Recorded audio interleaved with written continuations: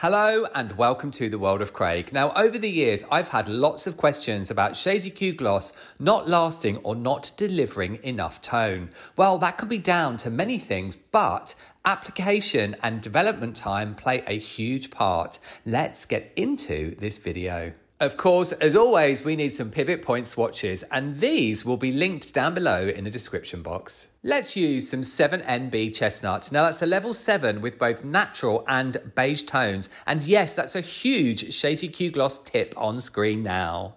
We need some foil to paint onto, and here I have the So Serene from Foil Me Foils with its rather gorgeous green leaf design.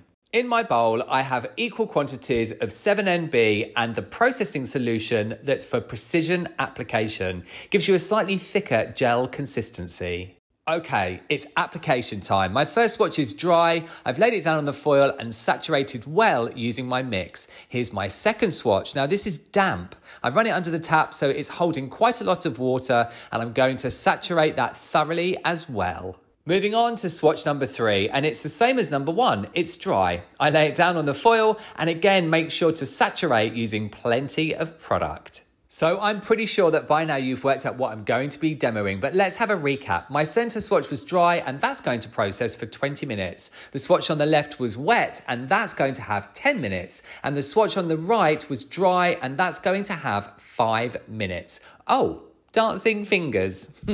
After 5 minutes of developing, it was time for that right-hand side swatch to be rinsed and dried. Then moving on, it was the turn of the 10 minutes on wet hair swatch to be rinsed. And then onto the center with that full development of 20 minutes. Let's have a look at the results. Now, whilst all three swatches share the same tonal value of a natural beige, let's have a look at that centre swatch, which was following Redken's guidelines of 20 minutes on dry hair. And you can see it's deposited lots of tone and depth. Next up is the swatch that was wet and we processed it for 10 minutes. Now, it's probably best just to compare the two. If you look here at the swatch on the left, you can see it's not as deep and there isn't as much tone. It's worth remembering that applying Shades EQ Gloss to damp hair will dilute the result. Last up, let's have a look at our 5 minutes processing on dry hair. Now, whilst this is a very pretty colour, the product just didn't have much time to lay down its pigment, which could mean that it doesn't last very long in the hair. Here's something interesting. If I compare the 5 minute and the 10 minute swatch, they are almost identical in colour, which really does show you that processing for less time or on damp hair will alter the result of your formula.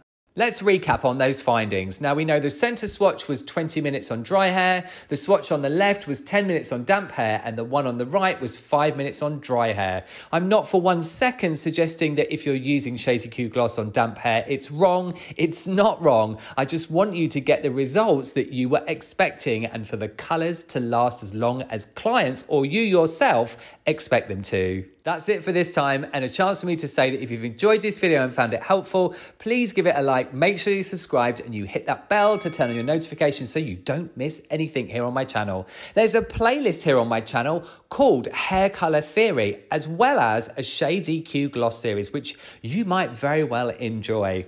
I have an Instagram which is packed with my hair today, which is on screen now. A huge thanks for watching, and I'll see you all in the next one.